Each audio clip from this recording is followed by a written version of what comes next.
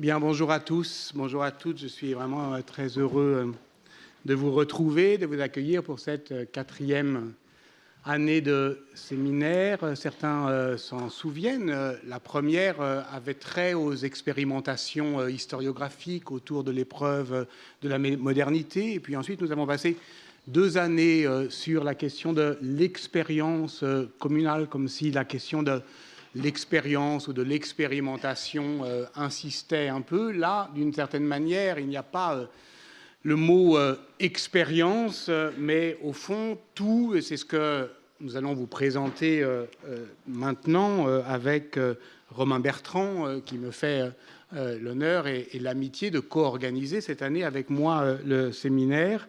Le mot d'expérience, donc, a été comme englouti, digéré, incorporé, parce que tout, en tout cas, on l'espère, tout sera expérimental dans cet atelier collectif. Il me reproche souvent de trop citer les tontons flingueurs, et pourtant je ne peux m'empêcher de penser à Maître Follas, le notaire du Mexicain, dans sa cuisine, au moment où il cherche quelque chose à boire, il s'exclame alors: le tout venant a été piraté par les mômes, et si on se risquait sur le bizarre. Et de fait, le tout venant ayant été piraté par les mômes, eh bien, nous allons nous risquer sur le bizarre. Ça veut dire vous proposer un atelier collectif de recherche des différentes formes d'histoire à venir, pour reprendre la seconde partie du titre de cette séance d'introduction. Vous avez vu qu'à l'entrée, eh bien, vous avez une petite affiche, mais aussi des résumés des 4 séances qui donc composeront cette saison, aujourd'hui, dans 15 jours, dans 4 semaines, et enfin le mardi 25 juin.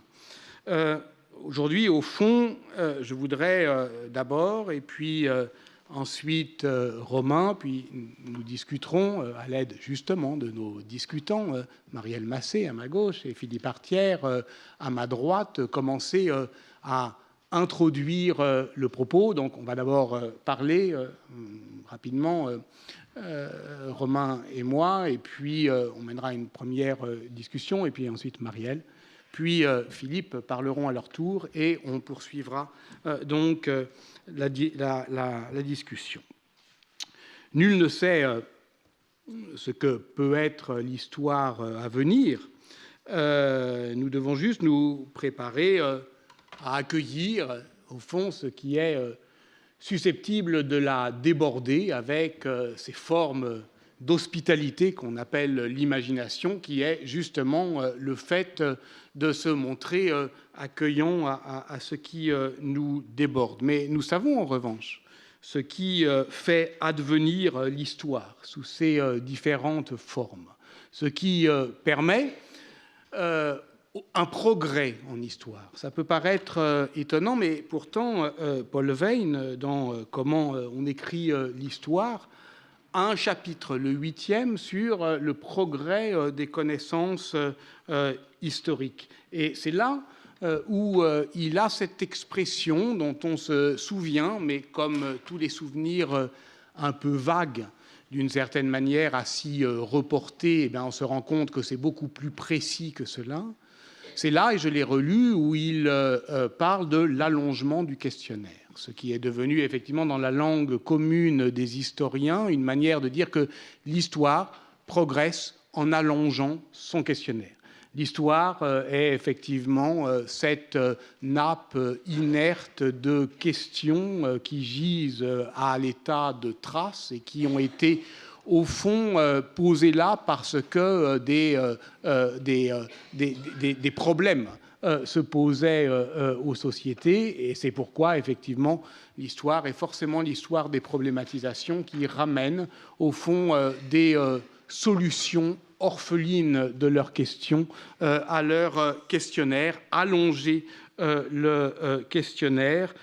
Au fond, c'est cela, d'après Paul Veyne, le progrès de l'histoire. Entendez, non pas l'idée de progrès dans l'histoire, mais le progrès de la connaissance historique qui ne cesse s'efforce-t-il de dire, une critique et non une méthode. Et voilà pourquoi l'histoire ne progresse jamais dans la compréhension des fins humaines, qui nous restent toujours obscures, mais qu'elle produit, au contraire, l'accroissement d'un trésor d'expérience, si bien que le seul progrès possible de l'histoire est l'élargissement de sa vision. Et c'est très exactement ça, chez Paul Veyne, et chez tout le monde, au fond, depuis lors, un champ de vision élargi. Voir plus et mieux, ne pas se laisser... ne pas se contenter de récits dépeuplés, rendre présents les êtres absents. Voilà que j'introduis la première partie, effectivement, du récit, du titre d'aujourd'hui, Récits dépeuplés, êtres absents, sur différentes formes d'histoire à venir. Au fond, on comprend, à lire Paul Veyne, que faire progresser l'histoire, c'est la peupler davantage. Et au fond, n'importe qui, lorsque on se souvient de la façon dont non seulement la bibliothèque a augmenté, mais les intérêts se sont élargis, se sont déployés, se sont étirés, n'importe qui comprend effectivement que ce mouvement, il est presque, qu'on s'en réjouisse ou qu'on s'en inquiète, qu'il est presque continu et que l'histoire est elle-même, au fond, sa propre ogresse qui ne cesse d'élargir ses objets. Alors évidemment, par allongement du questionnaire, en fait, Paul Veyne désigne un étirement de la chaîne inductive ou chaîne assertorique, comme le commente savamment Bernard Le Petit, c'est-à-dire en fait une complication croissante des agencements herméneutiques. Donc ça veut dire que, comme souvent chez Paul Veyne, c'est beaucoup plus compliqué et beaucoup plus précis que ça, beaucoup plus précis qu'on peut le penser. Mais ce n'est pas à ce niveau, au fond, de généralisation historiographique qu'on souhaite vous amener, parce que à ce moment-là, dans ce chapitre, Paul Veyne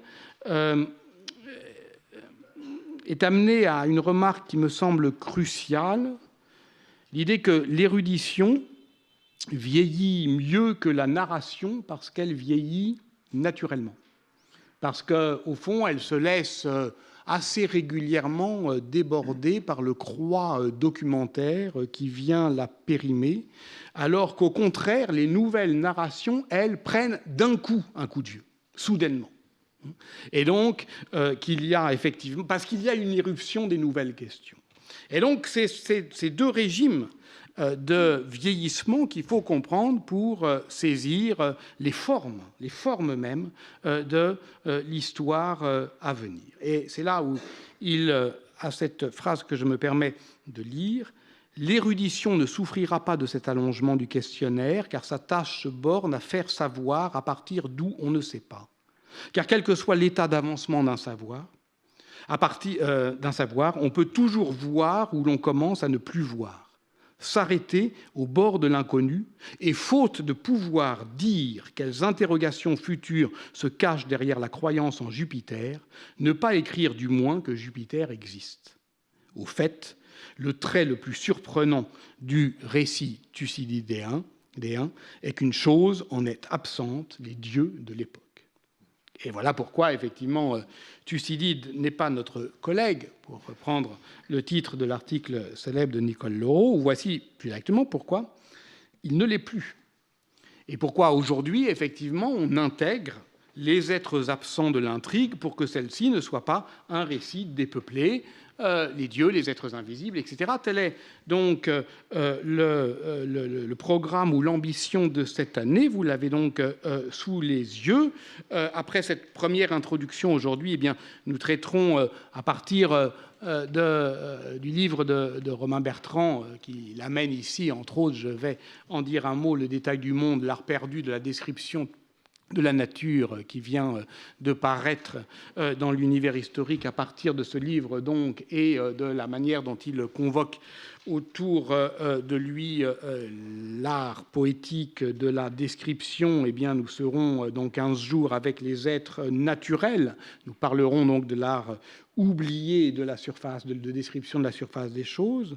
Et puis, dans 4 semaines, avec les êtres intérieurs, nous aurons rendez-vous avec ce qui converse en nous, c'est-à-dire, au fond, mais j'y reviendrai, une des manières, effectivement, de placer le problème, le rapport entre l'histoire et la psychanalyse. Et enfin, nous serons lors de la dernière séance avec les êtres non humains pour dénaturaliser l'idée même de nature et aborder avec Philippe Descola la composition des mondes comme justement un surcroît de description. Donc multiplier les présences, voilà comment l'on peut élargir l'histoire à venir, voilà comment elle peut devenir création artistique, et c'est-à-dire au fond comment elle peut raconter du même élan, avec le même allant, une intrigue et la manière dont cette intrigue cherche sa forme, sa propre forme. Et Paul Veyne, dans le passage que je viens de citer, emploie des mots essentiels. Bien sûr que l'érudition fait savoir à partir d'où on ne sait pas. Elle voit où l'on commence à ne pas voir, mais elle s'arrête au bord de l'inconnu, écrit-il, faute de pouvoir dire. Faute de pouvoir dire.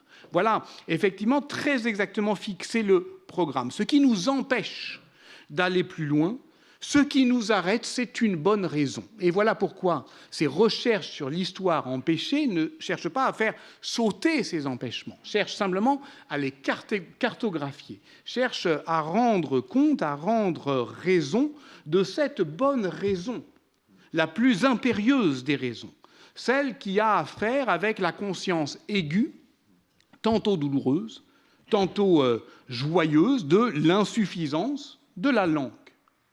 Pour le dire, faute de mots ou faute de mieux. Et nous parlerons donc ici de lexique davantage que d'intrigue, de poésie plus que de roman. Nous parlerons plus exactement de la manière de prendre langue, avec la psychanalyse, avec l'anthropologie, avec les sciences naturelles. Ce sera effectivement, par exemple, une des manières de traiter avec Philippe Boutry et Stéphane Habib notamment, et à partir justement d'un point d'impasse ou d'achoppement, Martin Larchange, que j'ai découvert grâce à Philippe Artière d'ailleurs, qui a consacré à ce livre qui a été si peu ou si mal reçu, un article sur son dossier de réception dans Société et représentation, et c'est beaucoup plus intéressant, me semble-t-il, de partir du moment où on achoppe, où on bute, où ça faillit, où ça devient faible, poser cette question des rapports entre l'histoire et psychanalyse. Où est-ce que d'une certaine manière, où est le point de défaillance et d'arrêt, le point d'arrêt d'une certaine manière, au bord justement de ce qui ne peut pas se dire, et à partir effectivement de ce constat des empêchements. Prenons un cas symptomatique de l'élargissement du dictionnaire, un cas très simple, le point de vue animal. Dans un livre paru en 2012, un livre assez audacieux dans son programme, Éric Baratet entend écrire une histoire décentrée, non pas une histoire des animaux, mais depuis les animaux. Mais ici, faute de mots, que faire ? Je le cite, « Cette histoire est à construire en bricolant, en expérimentant. L'important est d'adopter une démarche d'empathie vis-à-vis des animaux pour voir et recueillir leurs faits dans des documents ou au moins les deviner, les supposer. » Donc on est là dans une histoire qui justement progresse par approximation, par rapprochement successif, davantage qu'elle n'organise une connaissance par assonance, comme Romain, par exemple, la pratique. Si bien que le livre s'achève avec probité, je dirais, par un chapitre qui est justement appelé « Retour à l'homme », puisque, au fond, les animaux, faute de mieux, non seulement on ne les entend pas, mais comme on a décidé de ne pas parler à leur place, alors, au fond, on ne peut à la toute fin que plaider pour une histoire, disons, éthologique, c'est-à-dire, au fond, où le point de vue animal fait l'objet d'une reconstitution, à partir de certains mots qui acquièrent une densité particulière, le bétail, qu'est-ce que c'est que tuer ? par exemple, pour ultimement redéfinir le mot le plus important ici, qui est l'homme. Qu'est-ce que l'homme du point de vue animal? Et c'est là où, évidemment, le livre peut tomber dans la critique d'Emmanuel Ecochia dans La vie des plantes, qui dit que prendre le point de vue animal, c'est encore faire montre d'un chauvinisme animalier par rapport à tout ce qui ça nous empêche, au fond, de considérer toutes les formes de vie, tout ce qui donne vie à la Terre. C'est-à-dire les plantes, je le cite, elles n'ont pas de main pour manier le monde, et pourtant il serait difficile de trouver des agents plus habiles dans la construction des formes. Et donc on retrouve effectivement la question de la composition des mondes, la question de la métaphysique du mélange et la question justement des formes. Surtout, on peut se demander si, dans une perspective, on va dire, faulknérienne, le point de vue animal ne contribue pas, au contraire, à défaire le propre de l'homme. Si on voulait vraiment écrire depuis les animaux, alors l'homme ne serait pas redéfini, mais réellement démembré. C'est d'ailleurs l'expérience littéraire de laquelle, effectivement, on ne sort pas indemne, l'opération proprement littéraire, auquel se livre Wajdi Mouawad dans son livre « Anima », où l'histoire, si tant est qu'elle existe encore, est racontée du point de vue, plus exactement des points de vue fractionnés de témoins animaux, qui sont nommés au début de chaque chapitre par leur nom latin, donc par leur nom perdu, parce que Pandion alietus carolinensis, qui sait vraiment que c'est un balbuzard pêcheur? Bon. Et donc, inévitablement, c'est l'ensemble de cette histoire de démembrement qui se trouve démembré. Et il ne s'agit pas, évidemment, de recouvrir simplement de paroles le mutisme des bêtes, qui sont, comme le dit Élisabeth de Fontenay, détenues dans le silence. Il s'agit véritablement d'opérer un glissement du naturalisme au totémisme. Voilà. Au sens des ontologies de Philippe Descola. Donc là, c'est effectivement un livre, disons une expérience littéraire de ce qu'est vraiment le totémisme. Bon. On peut le faire. En littérature, on peut le faire. Au début de son roman « Histoire du lion personne », Stéphane Haudegui définit ainsi son projet romanesque. Il est absolument impossible de raconter l'histoire d'un lion, parce qu'il y a une indignité à parler à la place de quiconque, surtout s'il s'agit d'un animal. Il est absolument impossible de raconter l'histoire du lion personne, qui vécut entre 1786 et 1796, d'abord en Sénégal, puis en France. Cependant, rien ne nous empêche d'essayer. Et revoilà la notion d'empêchement. Rien n'empêche jamais l'écrivain d'essayer. Rien n'empêche jamais le romancier d'essayer. C'est d'ailleurs la seule définition plausible et pensable du roman. Mais si l'on veut rester sur cette question animale, on comprendra qu'au contraire, l'historien, l'historienne, lui, elle, ne peut effectivement se libérer de ces empêchements. Ne peut dire c'est impossible, alors rien ne nous empêche de le faire.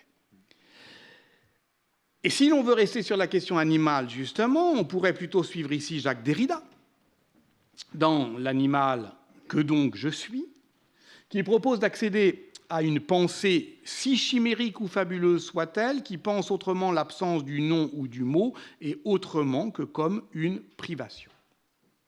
Et cette manière de poser une absence qui ne soit pas une privation, un empêchement qui ne soit pas un encombrement, dire effectivement que l'histoire a à voir avec tout ce qu'elle s'empêche de faire, pour de bonnes raisons, et on ne plaide pas effectivement pour saccager ces bonnes raisons.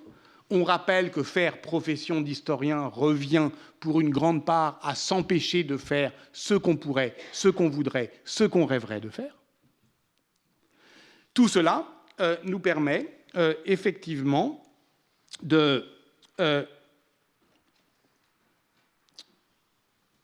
au fond, de contribuer à décanoniser le débat, à mes yeux un peu encalminé, des rapports entre histoire et littérature.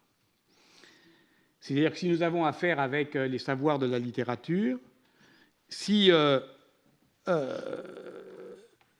veut pas dire que les formes de l'histoire à venir seront celles d'une littérature contemporaine. Ça veut dire qu'elles seront contemporaines d'une certaine littérature.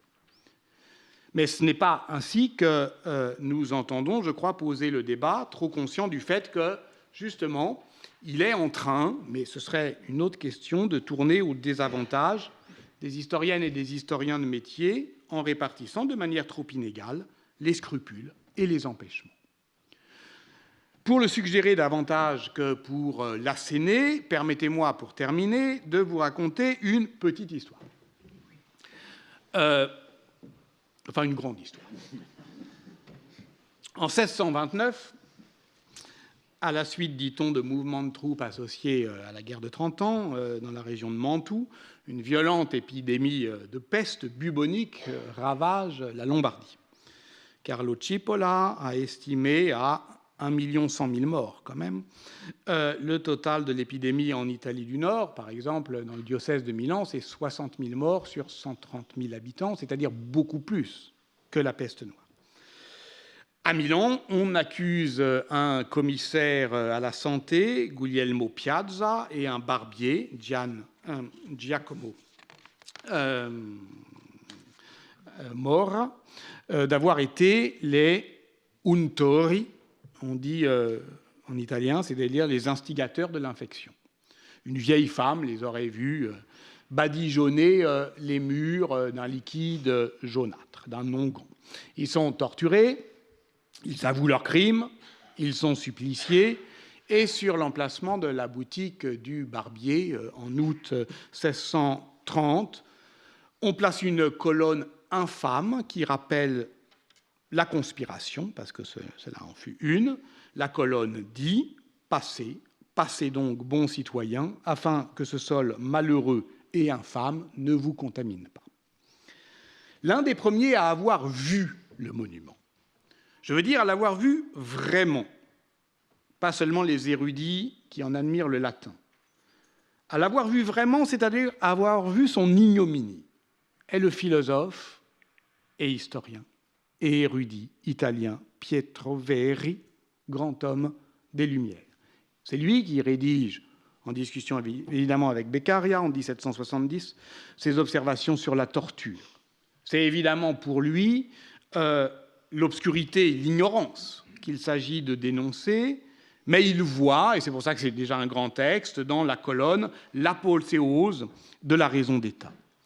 Le livre ne sera publié qu'en 1804, mais quand il est imprimé, d'une certaine manière, il a déjà agi, car la colonne est détruite en 1778, parce qu'il l'a dévoilée, il l'a exposée, il l'a exposé au danger. Et on sait très bien qu'un système symbolique, au fond, ne disparaît jamais d'un coup en épuisant ses effets, il disparaît d'un coup en inversant ses effets. Donc d'un coup, c'est l'accusation qui est accusée, c'est le scandale qui devient une affaire, c'est l'infamie qui change de camp. La colonne est donc démontée en 1778 et la plaque qui l'ornait déplacée au musée Castello Sforzesco. Et 30 ans plus tard, un romancier romantique lit le philosophe des Lumières. Et il s'agit évidemment d'Alessandro Manzoni, né à Milan en 1785, qui fait de la peste de Milan de 1630 le récit cadre, comme Boccace, de son grand roman historique Les Fiancés. Et là, évidemment, il bute sur l'histoire de la colonne infâme.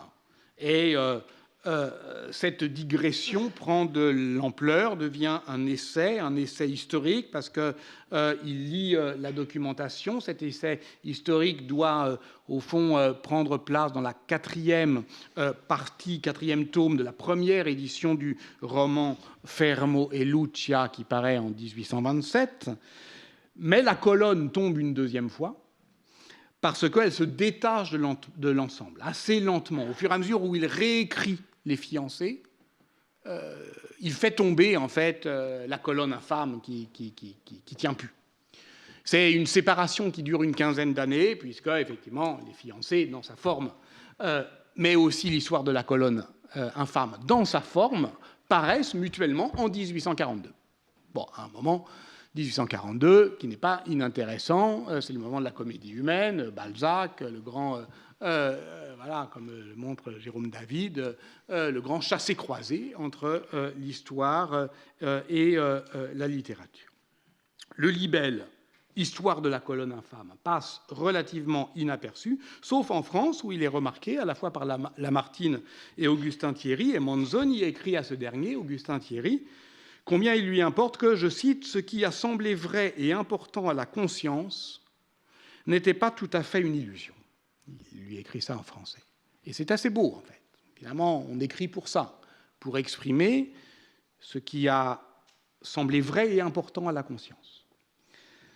En 1973, une préface de Leonardo Sciascia relance, réactualise ce texte cinglant. Parce que c'est un texte qui traite, au fond, de la rechute dans la grossièreté et dans les ténèbres, écrit Leonardo Sciascia. Parce que c'est l'histoire d'un épisode médiéval qui est déplacé à l'époque moderne. Comment une lointaine croyance peut-elle faire rage à nouveau?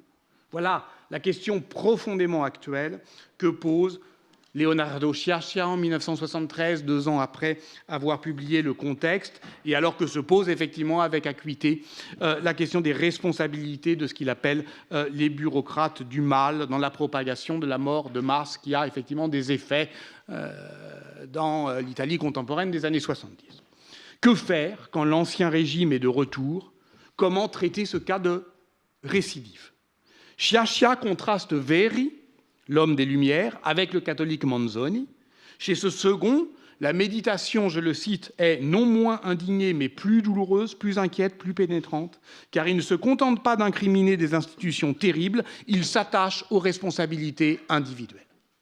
Et donc, contrairement à Verri, qui décrit en général l'absurdité de la torture qui fait avouer des crimes imaginaires à ceux qui la subissent, contrairement à Verri, Manzoni va mettre en récit l'histoire de la colonne infâme en disant qui a eu la responsabilité de ce crime indigne. Mais il y a autre chose. En écrivain, Leonardo Sciascia comprend que c'est la lecture fiévreuse des archives de la répression, précisément des documents qui ont été annotés par Pietro Verri, qui met en crise la forme littéraire adoptée par Alessandro Manzoni, l'histoire de la colonne infâme, étant, au fond, au sens propre, une chute. Il y a un chapitre qui tombe d'un livre.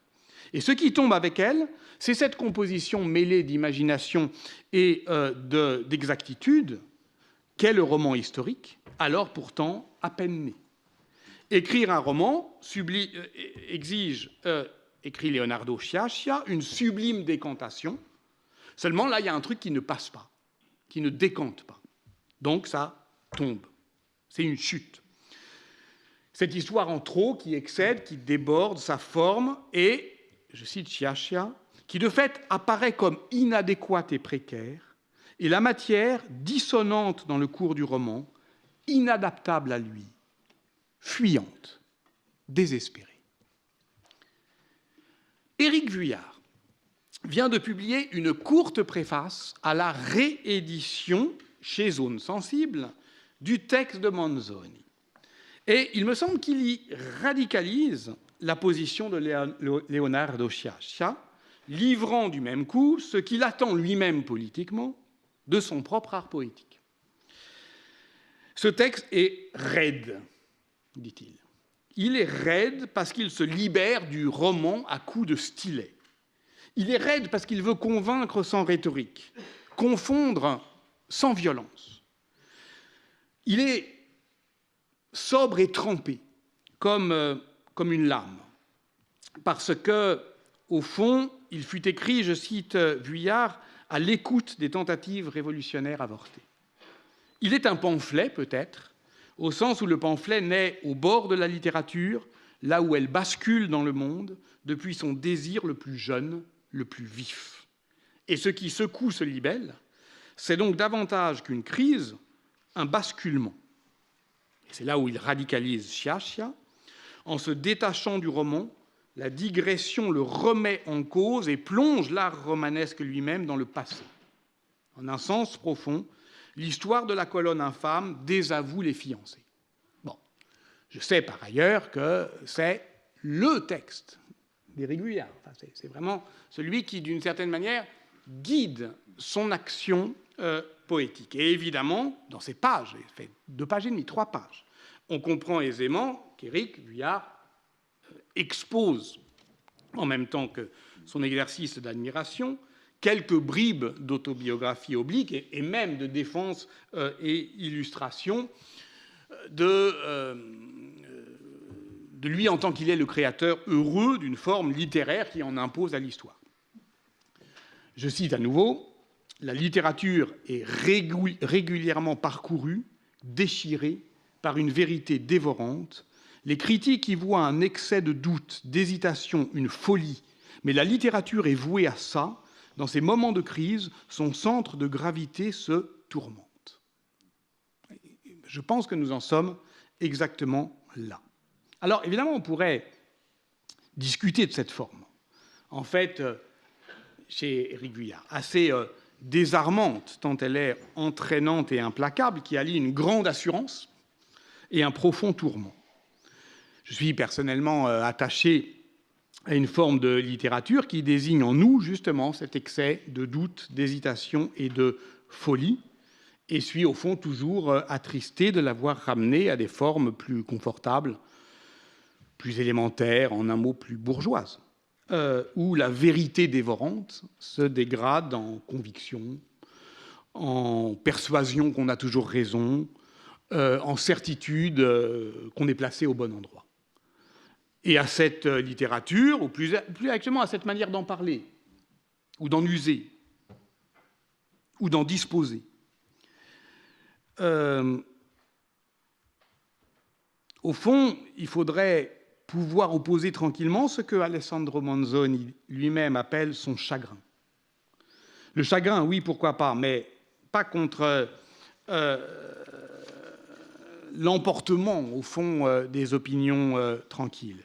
Je le cite, Manzoni.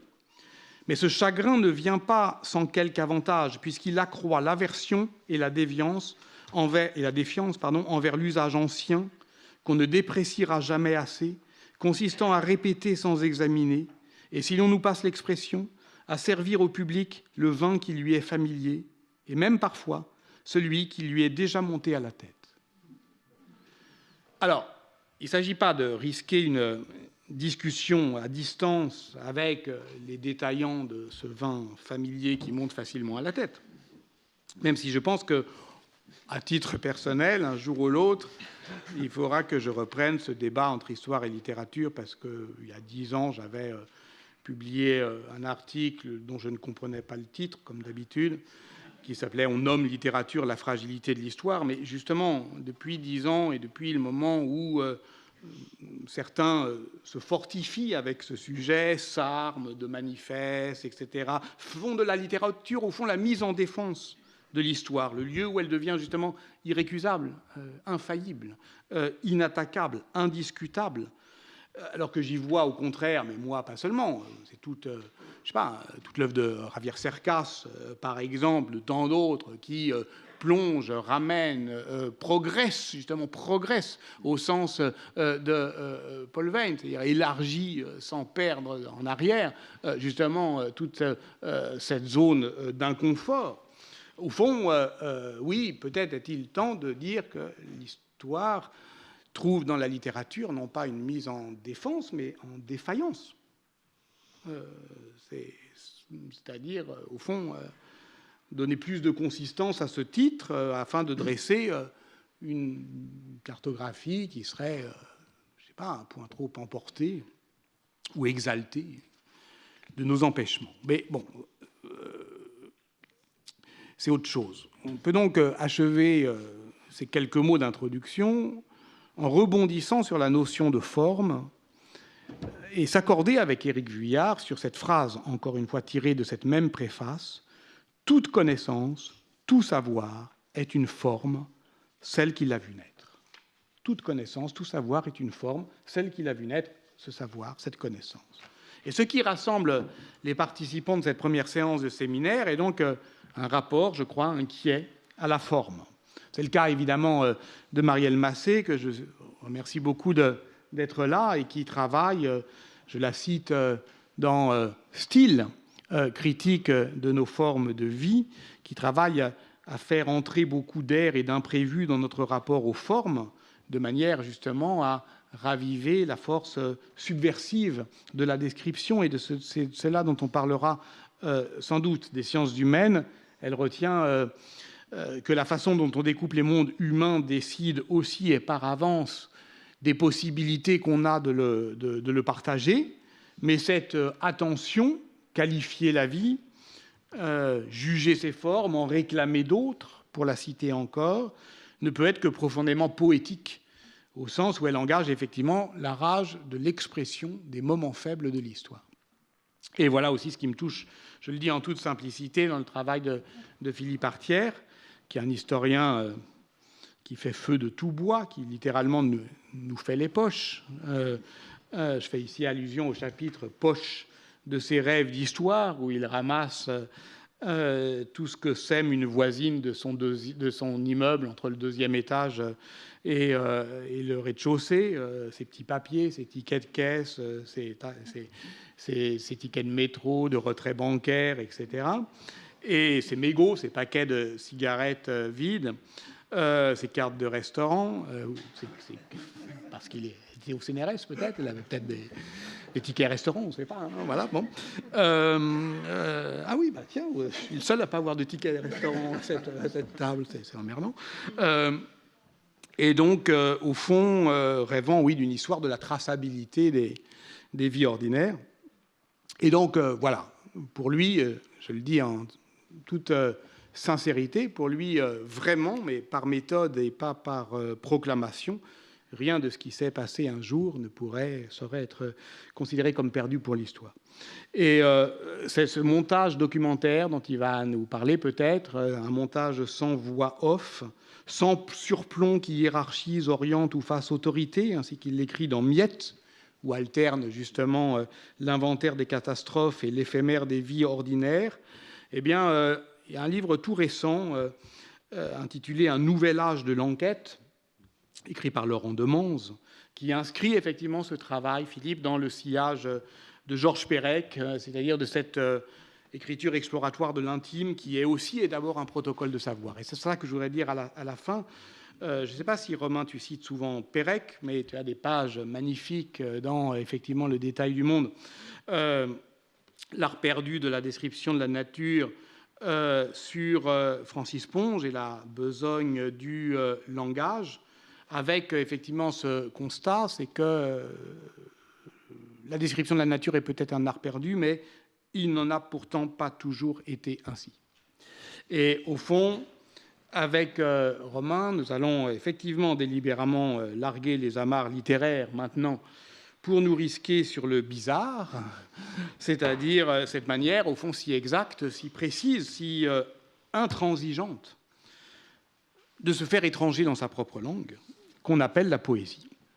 Depuis l'histoire à parts égales, effectivement, Romain Bertrand ne cesse d'aller vers sa difficulté, vers ses propres empêchements, vers son long remords, un excès de doute, d'hésitation, une folie.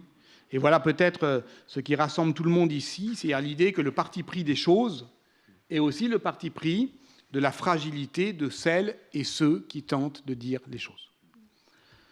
Cela nous fait revenir à la phrase de Paul Veyne. Je la cite à nouveau en espérant que, la citant de nouveau, après ce que je viens de dire, elle puisse donner un son nouveau. L'érudition ne souffrira pas de cet allongement du questionnaire, car sa tâche se borne à faire savoir à partir d'où on ne sait pas. Car quel que soit l'état d'avancement d'un savoir, on peut toujours voir où l'on commence à ne plus voir, s'arrêter au bord de l'inconnu, et faute de pouvoir dire quelles interrogations futures se cachent derrière la croyance en Jupiter, ne pas écrire du moins que Jupiter existe. On comprend pourquoi Paul Veyne, en 1975, attaquait bille en tête l'érudition. De là, bien des malentendus le concernant, mais nous ne sommes plus là. C'est-à-dire que, dans ces mêmes années, effectivement, Foucault révolutionnait l'histoire en lisant chez Borges, notamment, la manière dont la fiction nous offre précisément cela, c'est-à-dire cet exercice de pensée qui fait savoir à partir d'où on ne sait pas, qui nous donne à comprendre les limites de la pensée. Et on comprend aussi, en lisant Borges, combien la poésie et l'érudition s'y rejoignent en fait. Et voilà donc pourquoi nous décidons d'être bizarrement historiens pour l'être de manière intraitable. Voilà. Ah ben j'étais un peu long, tiens. Donc, ah, toi, tu vas être un peu court. Hein, voilà. Non, tu ne seras pas court. Non, non, prends ton temps.